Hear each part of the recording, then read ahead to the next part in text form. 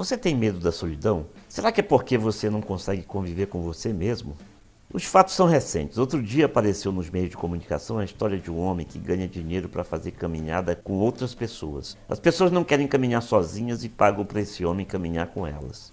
E foi noticiado também a história de uma mulher que ganha dinheiro simplesmente abraçando as pessoas. Ela cobra para abraçar as pessoas. Isso tudo anda acontecendo nos Estados Unidos. Já pensou se o tal do beijoqueiro, que aliás anda sumido, não sei nem se ele ainda está vivo, fosse ganhar dinheiro beijando os outros? Bom, aí eu acho que não é o caso, pois era ele que beijava os outros, sem que essas pessoas pedissem para serem beijadas. Mas no caso desse homem que caminha com as pessoas e dessa mulher que abraça, são as pessoas que querem isso. Isso acabou se transformando num serviço.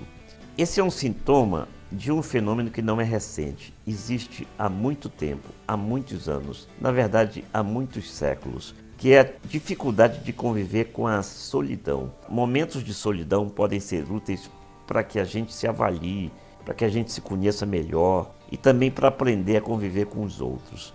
Mas não podemos também condenar as pessoas que têm dificuldade de ficarem sozinhas, porque a solidão pode trazer também sofrimento e dificuldade para essas pessoas. Por exemplo, está provado que a solidão indesejada, aquela que incomoda e causa sofrimento, pode afetar o sistema imunológico, deixando as pessoas mais expostas a doenças e pode também resultar no mal de Alzheimer e, evidentemente, num outro grande mal que pode resultar em tragédia, que é a depressão. A depressão é muito perigosa porque pode levar as pessoas ao suicídio, mas não se pode achar que depressão é simplesmente tristeza.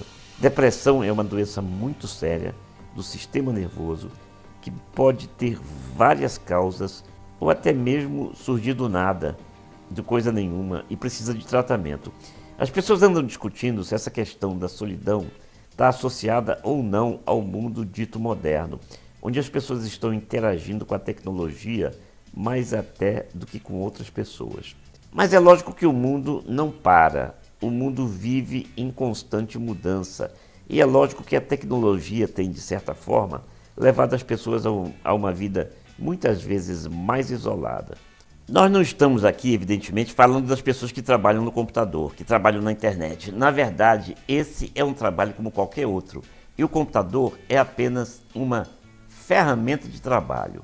O perigo, ou talvez um sinal de alerta, está no fato de a pessoa se escravizar à tecnologia, se colocar a serviço da tecnologia, quando na verdade é a tecnologia que tem que estar a serviço da pessoa. É comum hoje você se sentar numa lanchonete e ver bem adiante uma mesa com 4 ou 5 pessoas em que ninguém está conversando. Todo mundo está com seu celular na mão, teclando o tempo todo.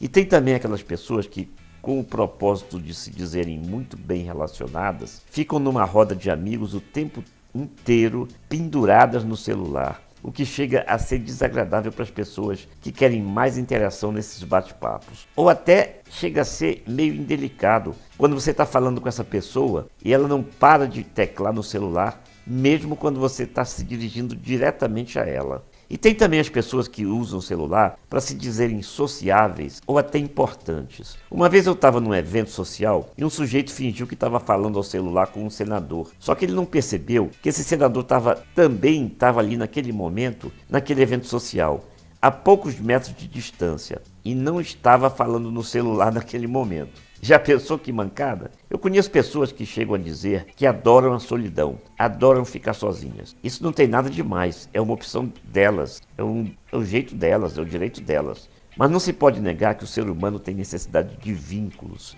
e, de um modo geral, não gosta de se sentir isolado. E que, na companhia de outras pessoas, isso melhora a sua saúde e a sua autoestima. E essa pessoa passa até a ver mais sentido na vida.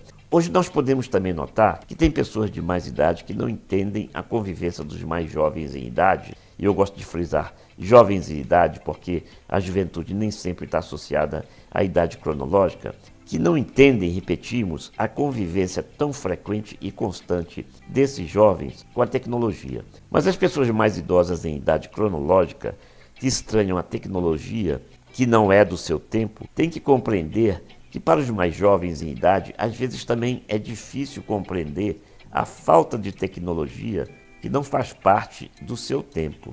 Então chegamos a um ponto em que podemos concluir que a juventude está em se adaptar ao tempo que se está vivendo. Eu já escrevi 6 livros e publiquei 4 até agora, sem contar alguns e-books.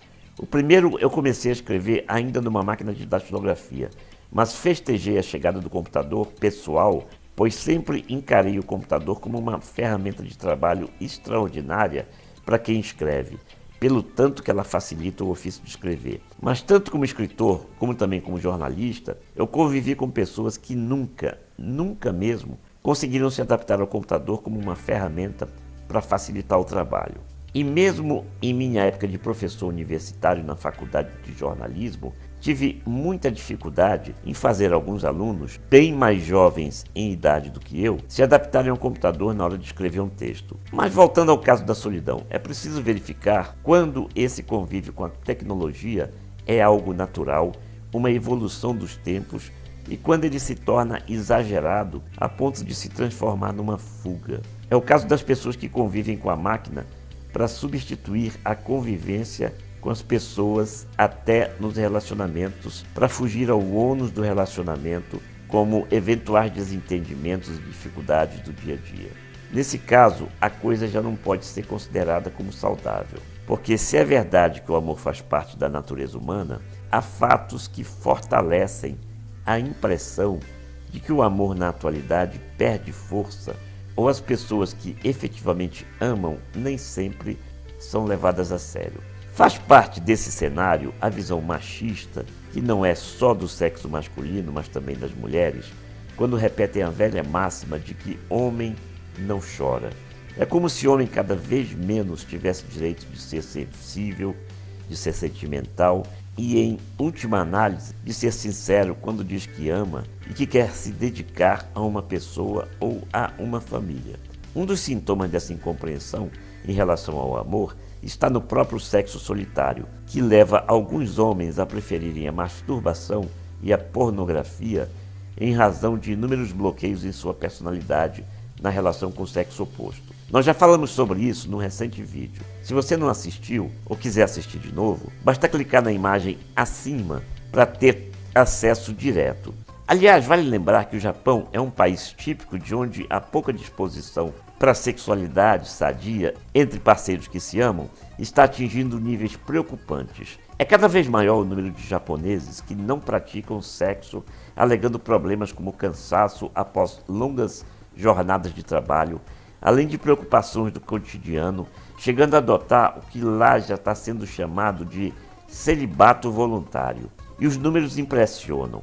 Segundo as últimas pesquisas, 48,1% dos homens e 50,1% das mulheres não tiveram nenhuma relação sexual no mês em que foi feita essa pesquisa, o que representaria um aumento de 5% em relação à pesquisa anterior, feita em 2012. A baixíssima taxa de natalidade, de apenas 1,4%, tem levado o governo japonês a promover, sem sucesso, programas de incentivo para casais que cada vez se dizem mais desinteressados por sexo, inclusive jovens de 25 a 29 anos.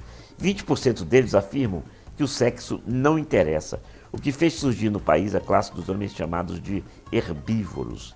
No vídeo acima, falamos do sexo solitário praticado por homens excessivamente tímidos e inexperientes, que até estariam dispostos a ficar com garotas, mas que acabam não se dispondo a assumir esse papel inerente à masculinidade, entre outros motivos, pelo esforço da conquista ou pelo medo de rejeição. O Japão, que já tem hoje uma das populações mais envelhecidas do mundo, vê a taxa de natalidade diminuir cada vez mais, a ponto de alguns estatísticos preverem que dentro de algumas décadas, metade das cidades japonesas será extinta devido à diminuição gradativa da população. Então, se você se sente solitário, está entre os homens que gostam de sexo, importe uma mulher Made in Japan. Posso garantir que elas são bem educadas, inteligentes, sensuais e lindas, e não estão conseguindo homens. Aliás, um segredo: Também entre as russas aumenta a preocupação por homens estrangeiros para se casarem. É que as mulheres russas que não conseguem se casar, ao atingir aí 29, 30 anos, até menos um pouco, já passam a ser vítimas de certo preconceito, até mesmo pelos seus familiares. Alguns pais querem até se ver livres delas, o que faz aumentar o número de audiências internacionais com russas buscando casamento. As russas, que também são inteligentes e lindas, preferem os norte-americanos. Mas sabe como é, né? Quando o material está escasso, o valor aumenta independentemente de nacionalidade. Se você, homem ou mulher, gostou desse vídeo, dê o seu like, escreva pra gente, se inscreva no canal, visite o site recadosecreto.com.br, que está com um visual novo, fantástico, extraordinário. Você não pode deixar de ir lá. Um grande abraço, estamos esperando você.